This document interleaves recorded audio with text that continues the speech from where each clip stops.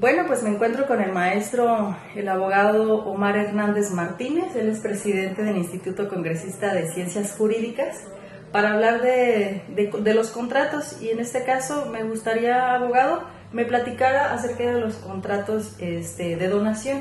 ¿Cómo es que surge ese contrato de donación? A partir del Código Civil para el Estado de Michoacán, en el título cuarto, donde nos marca acerca de las donaciones, en el artículo 493, a partir de ese artículo que nos dije, ¿cómo se haría, cómo se construiría ese contrato de donación? Ok, te fuiste luego muy directo al tema técnico. Hola, licenciada Jessie. Un gusto estar aquí contigo. Pues bueno, el tema de los contratos, en el caso de los civiles, te lo voy a referir un poco extenso. Cuando yo estudiaba, los abogados que a mí me enseñaron, con los que yo me formé, siempre me presumían o me decían que el que sabe civil sabe de todo. Y la verdad que esa es una premisa que se ha perdido. Luego yo se lo decía a mis alumnos cuando tenía alumnos, se lo digo a los abogados que trabajan conmigo, a mis compañeros. Pero bueno, entrando en el tema, te respondería en dos vertientes.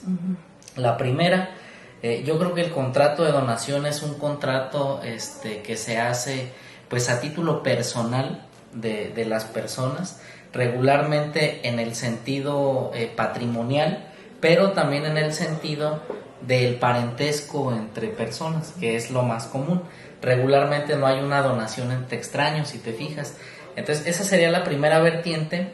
Se construye de manera gratuita, puede ser a título gratuito, que desprende la segunda respuesta que te voy a dar, o a título oneroso, que bueno, ahí entraríamos ya en un debate de si realmente es una donación o es una compraventa en un tema más barato, etcétera. Pero bueno, es importante establecer que los temas de donación han sido interpretados ya por la Suprema Corte en el tema de la ingratitud de las personas, por ejemplo, en el caso de violencia, algunas cláusulas que se puede poner en ese sentido. Si mal no recuerdo, hay un par de amparos en revisión de la primera sala en esos temas que hablan acerca de la ingratitud para poder revertir los efectos de estos contratos. Entonces eso moderniza un poquito el tema contractual del Código Civil de Michoacán y del Código de Procedimientos Civiles, que bueno, desgraciadamente ya nadie revisa, pero sigue siendo supletorio de casi todas las materias, la ley de amparo, etcétera. Sí, de hecho todavía en algunos de los artículos de este capítulo marca justamente esas restricciones o en qué caso se puede revocar este contrato de donación. Por ejemplo, me surge una duda, ¿qué diferencia podemos encontrar entre el contrato de donación y las herencias? El contrato de donación y las herencias, bueno, la palabra herencia en el estricto amplio, pues yo creo que habría que acotarlo a un tema testamentario, a un tema intestamentario. Yo creo que la diferencia medular pudiera ser que el contrato de donación, bueno, es un contrato que se hace en vida, no vamos a obviar esa parte. Y la herencia pues puede ser ya el legado establecido de manera testaria o de manera intestada. Entonces, pero yo creo que si queremos responder a la pregunta medular es pues que uno se realiza cuando la persona tiene la voluntad en vida y el otro no, por manejarlo de manera intestamentaria, pues. Al ser contratos, los contratos sabemos que adquieren o adquirimos derechos y obligaciones. Aunque sea este contrato de una donación, ¿cuáles son las obligaciones que adquiere la persona que dona, tanto la que recibe? Ok, la persona que dona adquiere, por ejemplo, si se queda alguna cláusula de reserva, vamos a hablar entre lo más común, que sería una propiedad raíz, por ejemplo. Porque es difícil encontrar una donación de un mueble, por ejemplo, pero bueno, se puede dar.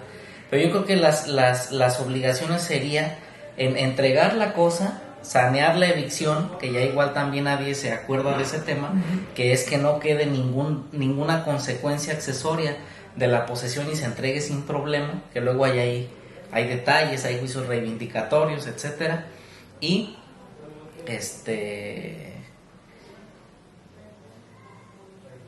por ejemplo, para hacértelo así exactamente un ejemplo, porque me preguntaste que ¿cuáles son las obligaciones que adquiere el donatario? Definitivamente se desarrolla el tema que te digo de la Suprema Corte, que sería un tema de ingratitud, un tema de inutilizar la cosa para los fines que se establecieron. Tú puedes clausularlo porque hay facilidad indiscriminada de que lo puedas clausular como tú quieras. Entonces en el tribunal sería la interpretación respecto de si se puede retrotraer o no la donación. Yo creo que es un tema muy moderno, que es un tema que la Corte tuvo que establecer, pues porque no es posible que tú me des algo y se utilice para otro fin, que sería la naturaleza de la donación.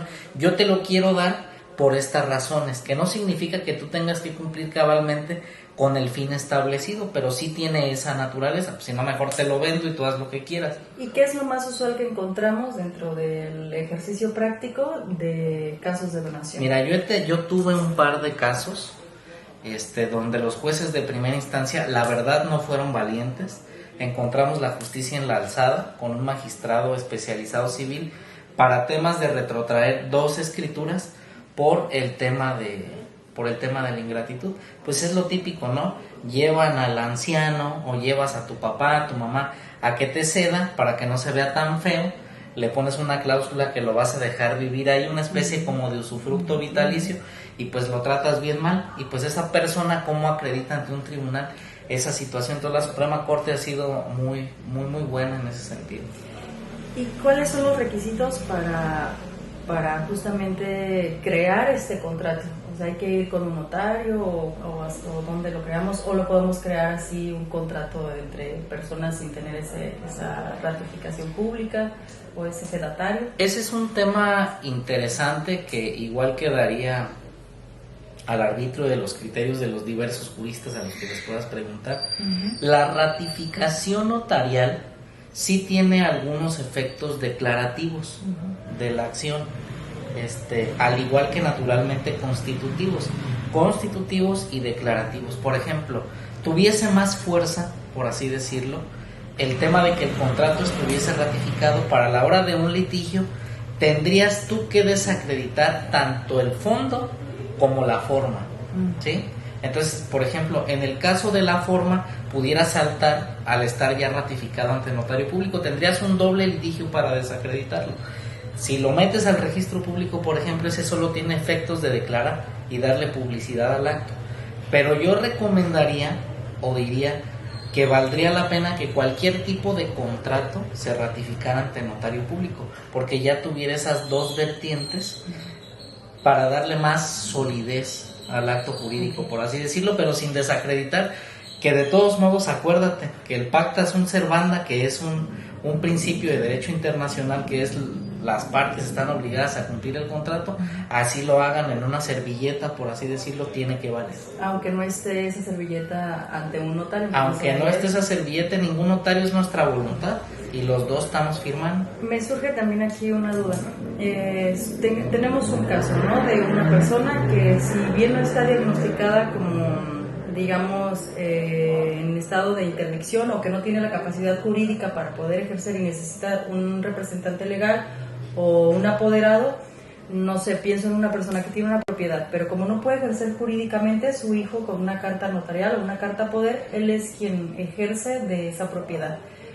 Sabemos que se puede ejercer con esa propiedad, pero ¿qué es más fácil para ello? Que él tenga la donación de la madre, pero además, ¿cómo la madre le donaría si la madre no tiene la capacidad jurídica para hacerlo? Ok, a ver, tú ya te fuiste al 2, me regreso al 1. El 2 sería, ya está el interdicto o el incapaz. Primero, hubo un procedimiento judicial para declararlo interdicto o incapaz, pero por ejemplo, hay que revisar, y esto que quede para el apunte. Existe un tema en el Código Familiar de Michoacán actualmente que se llama autorización judicial para venta de bienes. Tú tienes el interdicto en tu casa, bueno, vamos a hablar sobre el mal tema, pues, y quieren vender las propiedades del interdicto, ¿no? 2 casas.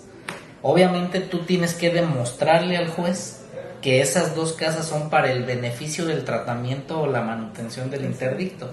Ya no es un tema tan laxo nada más de vender por vender. Yo creo que también luego sí existe cierta corrupción también judicial, administrativamente hablando, donde un notario pueda tener esas facultades de dar un acta que diga, pues véndelas, pero a mí no me parece que fuera suficiente. ¿Por qué? Pues todo mundo debe de ser oído y vencido en juicio, y naturalmente, aunque tú seas el representante legal del interdicto, tiene que revisar cuáles son, si estás ejerciendo tú tus funciones de representante legal bien el juez, no porque nada más lo hagas las va a pasar por buenas, pues se necesita esa autorización judicial y se revisa a través de juicio familiar. Para poder demostrar la capacidad o no de la persona. Eso en el primero para declararla interdicta. Okay. Ajá, primero que les vaya bien en eso, porque es muy difícil. Inclusive hay tipos de interdictos, hay unos que se pueden hasta llamar a juicio y escucharlos. Entonces no sucedería exactamente lo mismo si yo tengo la carta poder para poder hacer uso de esos bienes de la persona, no sucedería lo mismo a cómo esa persona te está otorgando esa carta poder si no tiene esa capacidad y además lo está haciendo ante un notario. Entonces no sucedería lo mismo que estamos en esta sesión, que sería la donación, y en esta onda de carta poder, que lo está cediendo una persona que no tiene esa capacidad. Absolutamente sí, estaría el escrutinio de una revisión judicial, me parecería que fuera incorrecto. De hecho, si te fijas en derecho, pues siempre hay pendientes. Dices, esas dos cosas están establecidas en la ley, pero al parecer no están bien. Entonces, pues yo creo que a través de una sentencia de autorización judicial para venta de bienes en específico a una persona es lo que pudiera salvar un tema de legalidad y de no vulnerarle derechos humanos al interdicto. Ese es un tema muy álgido, por supuesto, y recurrentemente pues se la pasan vendiéndoles las cosas sin revisarlo bien, claro. Pues algo más que te hayas encontrado tú en tu experiencia en ese tipo de contratos que sea importante para compartir. Mira, a mí me parece muy relevante que las personas que estudiamos derecho estamos pues comprometidas o metidas en el tema de aprender el nuevo sistema de justicia penal, el tema familiar, pero bueno, pues nos tomamos muchos cafés de eso, ¿no? Pero yo considero, bueno, si notamos que la Suprema Corte ha dejado de producir jurisprudencia civil hace muchísimo tiempo, en los niveles en los que se producía antes, eso generó que exista ya entre la octava y la 10ª época una base de jurisprudencia que luego el estudiante no ve.